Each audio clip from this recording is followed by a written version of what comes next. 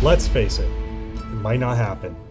Interest rates may not come down in 2024, and price action fueled by speculation on interest rates should be regarded the same way as if you stumbled on a bear in the woods.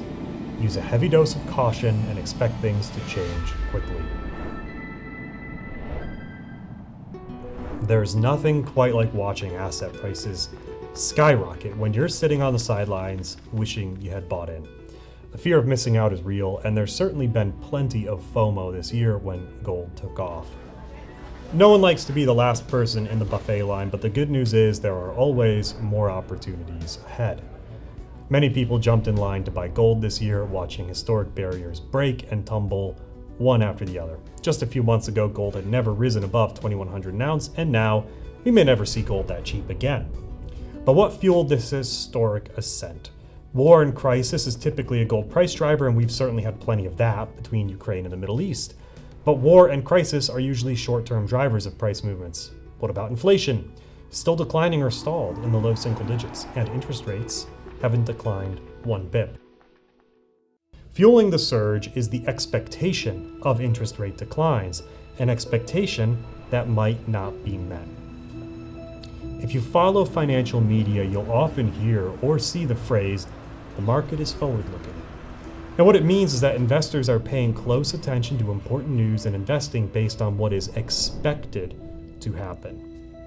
Now, it's popularly understood that we have reached the end of the tightening cycle and interest rates are not climbing any higher. Some assets, like gold, are expected to see their value increase when rates decline. So a forward-looking investor or a firm that employs them to manage large portfolios will watch the news and make a buy when it seems things will be favorable in the future.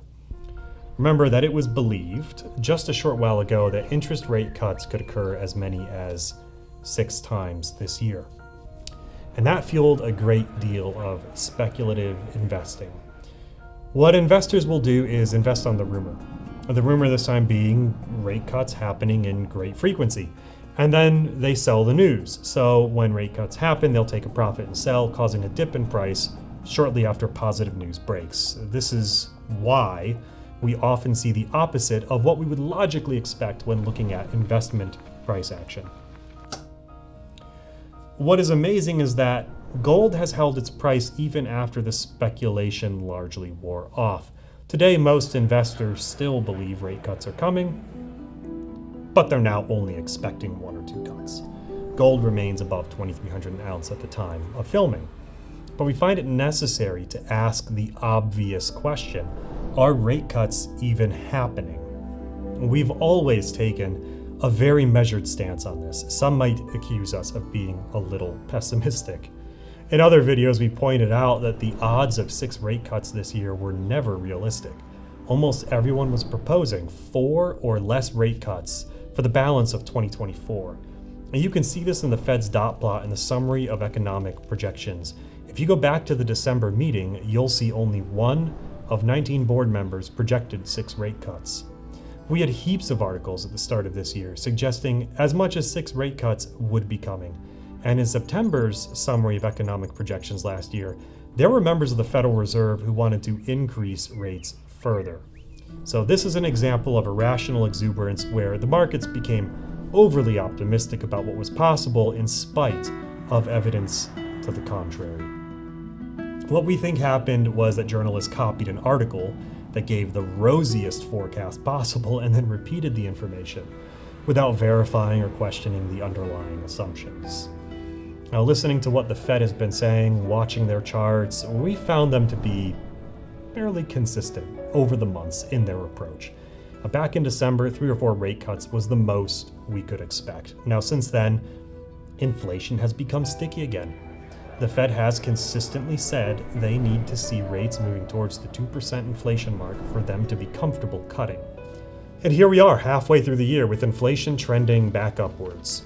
If that continues, if it's flat or stalls or rises, we should expect rate cuts to be delayed further. The Fed has said multiple times that they are willing to stay higher for longer, and they're in no rush to cut rates. We also recently saw shelter inflation creep up 5.7% year over year. It's possible that outside forces will influence rate cuts, but we're finding it less and less believable that we'll have more than one rate cut this year, if any, just based on timing. If they need to see inflation continue to fall towards the 2% target and maintain, then we're running out of time. Our best guess is that they will want to see inflation closer to 2%, and that they will want to see at least 3 months of continued progress towards their goal. This means if inflation swings back upwards or stalls, they might delay cuts. We are halfway through the year already. So in a rosy scenario, let's say we saw inflation drop for 3 consecutive months and the Fed regained confidence enough in the downtrend to initiate a rate cut. This means we're probably looking at September in a best case scenario for the first cut. Any delayed progress towards hitting the goals outlined by the Federal Reserve would push rate cuts back even further. And given the nature of the problem, we expect there to be some ups and downs along the way. It would be incredible if everything continued to trend down without any issue, and we'll hope for it, but we wonder how realistic that hope is. If we do get rate cuts this year, we would be unsurprised to see them begin in Q4, but we're not holding our breath. And for any articles that propose rate cuts are just over the horizon, we're going to take those with a grain of salt.